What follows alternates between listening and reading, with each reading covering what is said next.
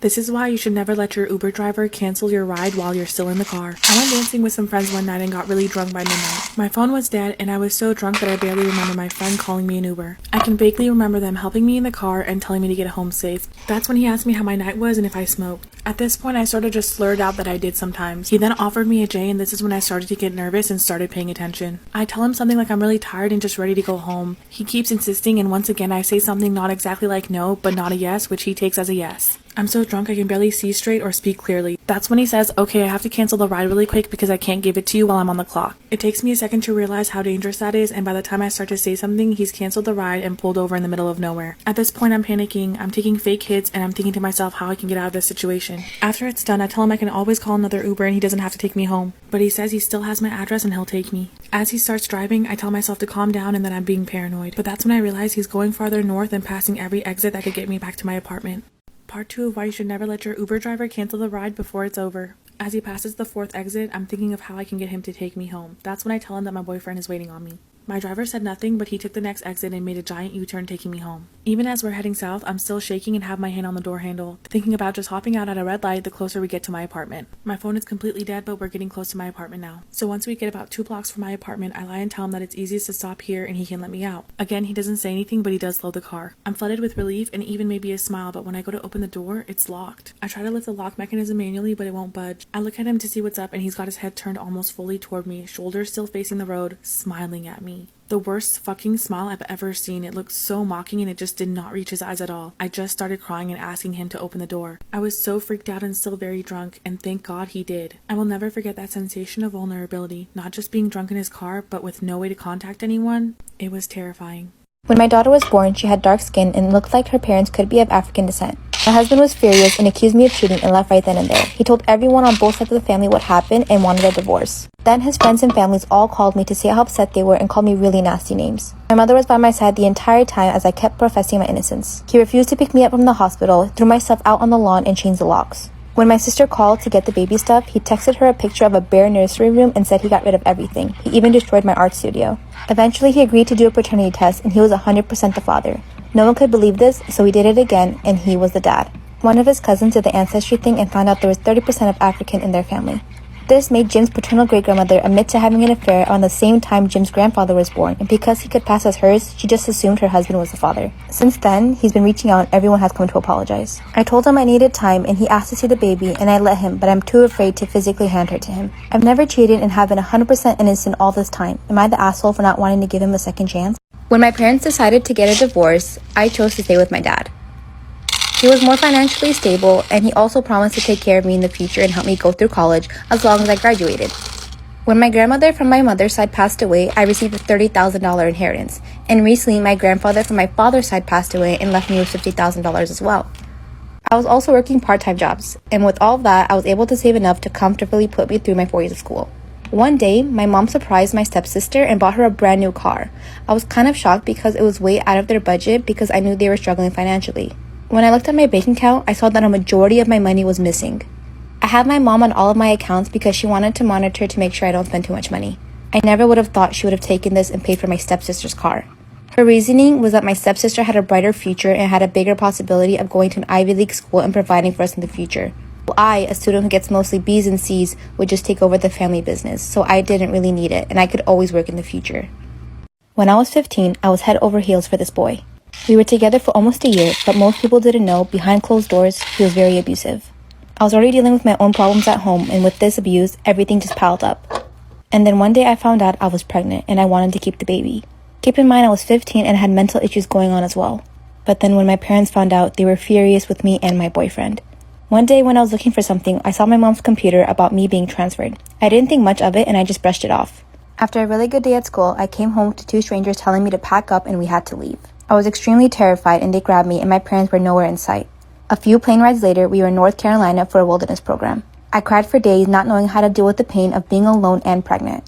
When the snow started coming in, I eventually got hypothermia and I fainted and I rolled down a hill. I was so scared when I woke up and kept asking how my baby was. I was bleeding badly and I was told I lost my child. From then, I blamed my parents because they knew this would happen. I became stronger and stronger and finished my time at the wilderness program before a year later I returned. When I was 27, my boyfriend proposed to me. We both have stable jobs and decided to plan the wedding immediately.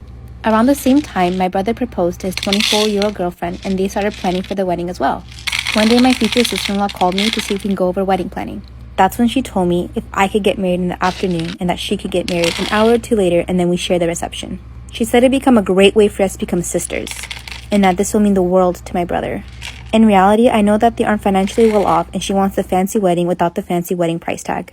I didn't really know what to say, but I told her that's mine and my fiance's wedding. We planned it for us and we want it to be about us. She exploded in anger and said I wouldn't understand how hurtful it is to see the amazing wedding that I'm planning and know that she couldn't have something like that. I told her I waited to get married so that I could afford the wedding I wanted. And she said she wants to get married before she's old and dried up like some people. She called me heartless and a selfish bitch. I stormed off and my brother called me a few days later. He asked if I could please reconsider. I told him I didn't want to share my wedding day and I wasn't sure if I even wanted his fiancée there. I have 2 kids, a daughter who's 30 and a son who's 27. Their mother isn't in the picture. I have a relatively high-earning job and I was able to save $100K for each child to send them to college. My daughter received a full scholarship where her tuition and board was paid for, but I had to pay for my son's education and living expenses with the money I saved up.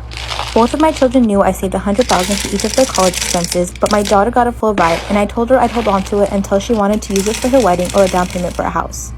So when my daughter asked me last week to buy a house, I gladly gave her the money.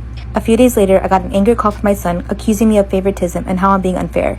I tried to explain to him that I just gave her the college fund I was saving up for her, which was the same amount as what I've given him for college. He still thinks I should have split the money evenly so it'd be more fair. But both of my kids are fighting right now.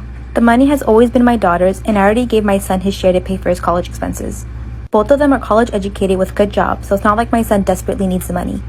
So you guys tell me, am I the asshole in this case? Should I just split the money?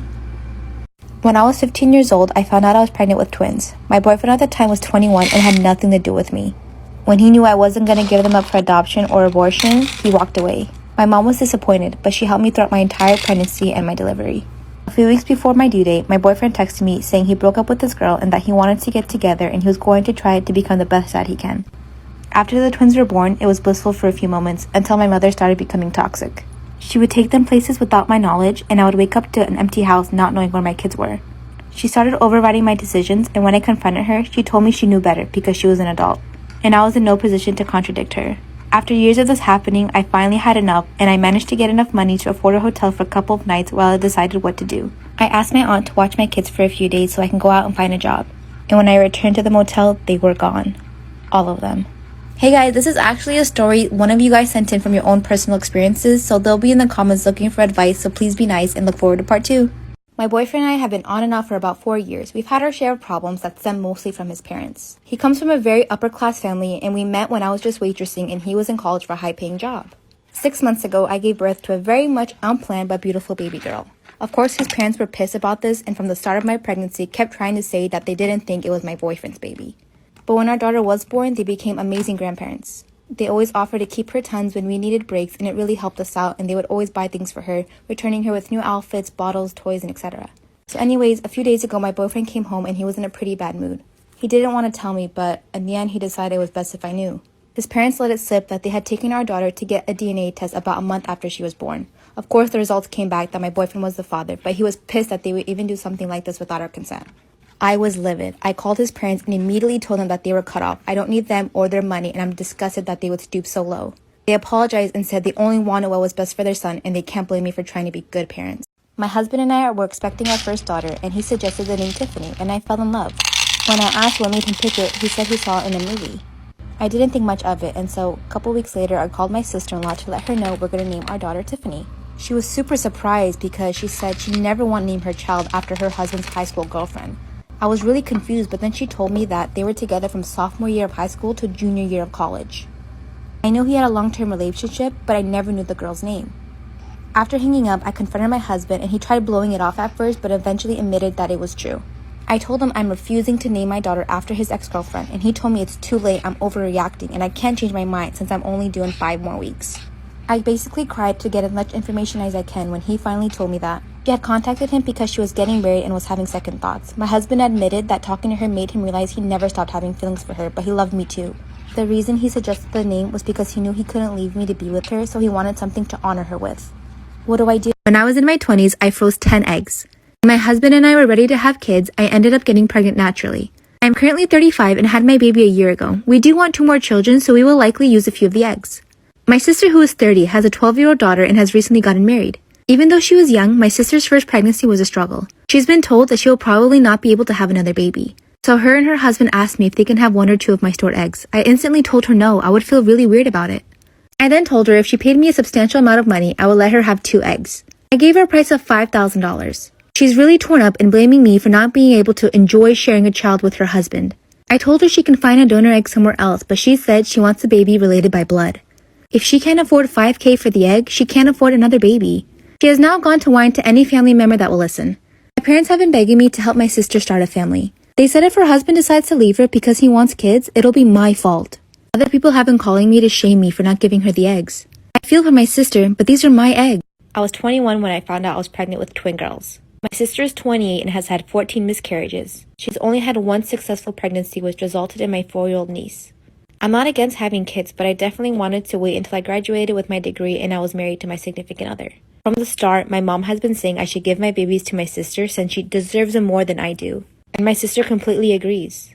I told them hell no, and my mom calls me a selfish bitch. Throughout my pregnancy, my sister has been begging me to give her at least 1 baby since I'm having 2. The last time I saw her, we were having lunch and she started babbling about keeping one of my babies, so I paid for my meal and left and haven't seen any of them since then.